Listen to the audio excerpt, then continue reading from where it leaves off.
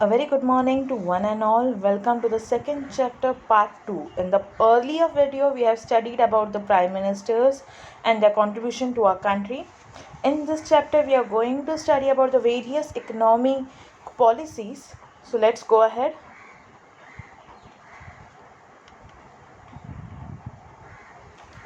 Now, coming towards the objectives of Indian economy after independence.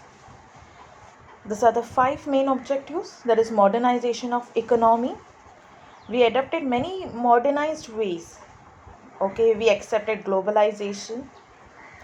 We excited new economic reforms. So that's what we can say. It is modernization of economy. Self-reliance. Now what we call as Atmanirbhar Bharat.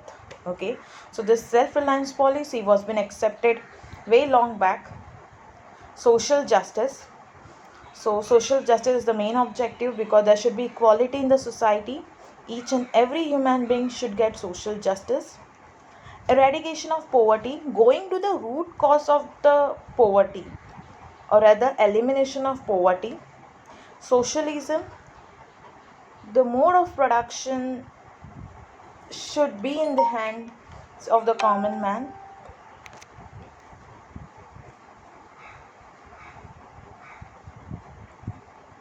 Coming to the 5-year plan program. Now there was a 5-year plan program which was set up by the Congress government. Planning Commission coordinated the 5-year plan. There was first 5-year plan, second 5-year plan, third 5-year plan, fourth 5-year plan, fifth 5-year plan. So these are the 5-year plans which ran for 5 years. Economic reforms of 1991 paved the way for liberalization of the economy, also called as globalization. So liberalization means it's more of the privatization. So here all the organizations were allowed to expand their companies in different countries. Even information technology opened new avenues of the employment. IT sector was announced. Coming toward the advantages of economic reforms. The Narasimha Rao government started economic reforms from 1991. These economic reforms are called as economic liberalization. The Indian economy flourished as a result of the implementation of this policy. The foreign investments in India also increased. If you see, many foreign companies came to India and they had their industries set up over here. Skilled Indian professionals helped reform the Indian economy. Skilled Indian professionals means, if you see, we have people who get professional courses right from teachers, nurses, electricians. These are the skilled Indian professions. The field of information technology opened several avenues of employment in the country. Because of IT, many employment opportunities started in country. The changes after 1991 are also described as globalization. Now, coming towards Green Revolution. Now, the two major events must be mentioned while describing India's efforts toward the self-reliance. First is Green Revolution and the second is White Revolution. We will study White Revolution in the next slide. The Green Revolution started in 1966. Dr. M.S. Swaminathan is known as the father of Green Revolution in 1965. He implemented new scientific agriculture techniques and increased in production of food grains. That the modern technology was used to increase the food production. So that's why Dr. M.S. Swaminathan is called as father of Green Revolution in India. Here I have shown his picture of Dr. M.S. Swaminathan. Coming towards White Revolution. The experiment of cooperative dairy movement by Dr. Varghese Kurian led to the increase of milk production in India. This is called White Revolution basically. So the huge increase in milk supply through concentrated efforts of cooperative basis is known as White Revolution. Dr. Varghese Kurian, then General Manager of Lavra District Cooperative Milk Producers Union Limited, Amul, launched the dairy development at Anand in Gujarat. He is known as the father of white revolution. So here are some interesting facts of him in this picture, if you can see.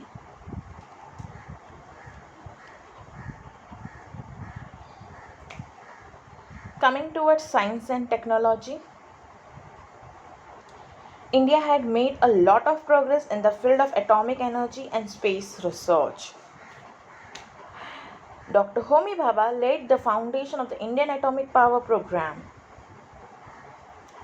India insisted on using of atomic energy for peaceful purposes like generation of electricity, pharmaceuticals and defense.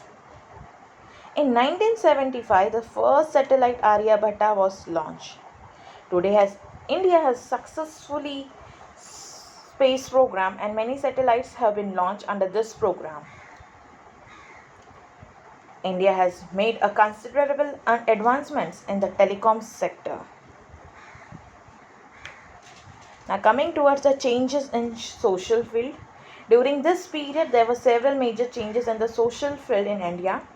Some changes are related with the issue of the empowerment of women and the other are related with the policies regarding the upliftment of the deprived sections of the society. Coming towards the women empowerment first. To promote the all-round development of women and children, a separate development of women and children development was created in 1985 under the Ministry of Human Resource Development.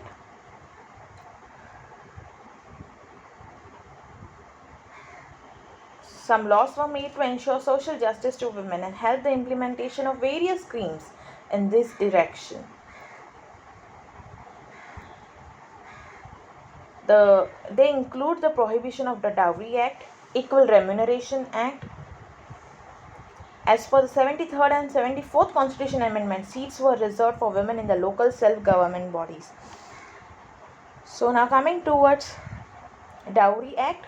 So Dowry Act was been introduced. That means that dowry is considered as illegal. If anyone takes dowry, the person can go behind the bars. Coming towards remuneration. Remuneration is equal remuneration is financial rewarding, whatever the salary part is there. Okay, so both male and women should get equal salary. Okay, then again there should be equal financial benefits for male as well as women. So that's what we call Equal Remuneration Act. And as per the 73rd and 74th Amendment, as we see, the seats have been reserved for women in local self-government. Coming towards the betterment of the weaker sections, that we call as deprived section.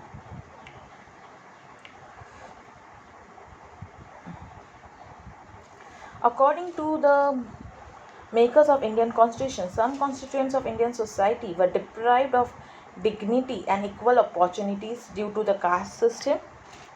So there was an appointment of Kaka Saheb Kailkar Commission was set up in 1953 to make recommendations so as to improve their condition.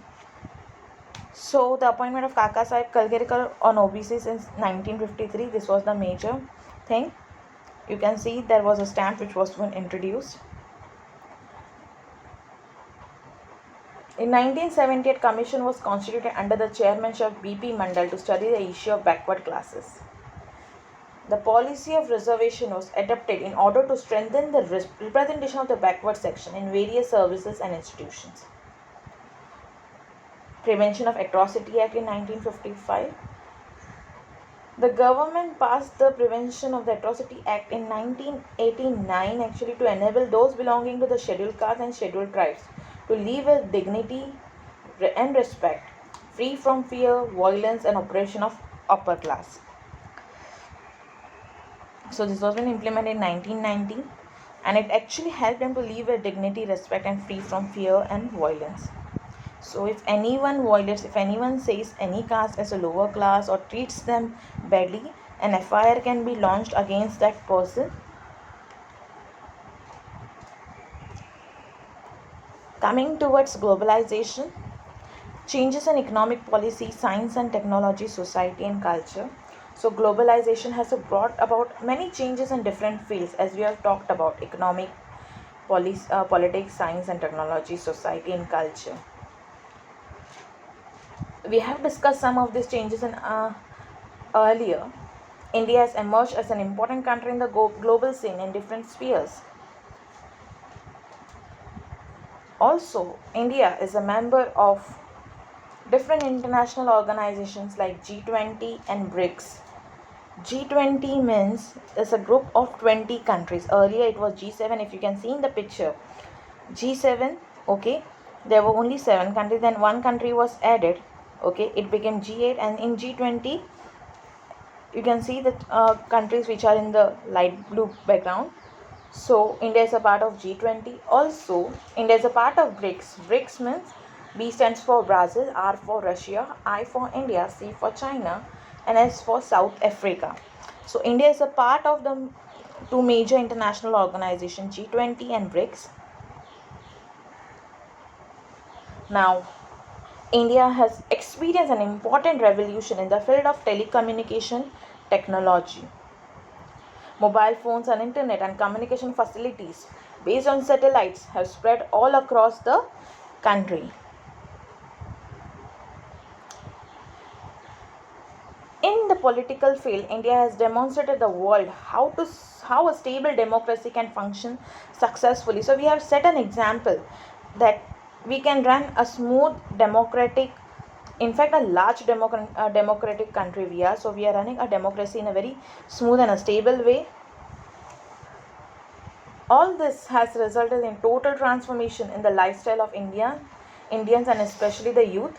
These changes are visible from their dietary habits, clothing, language, and beliefs.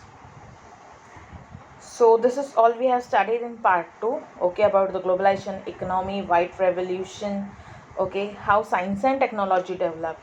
In the next chapter, we are going to study some internal challenges before India. Soon I will share the notes for this chapter also.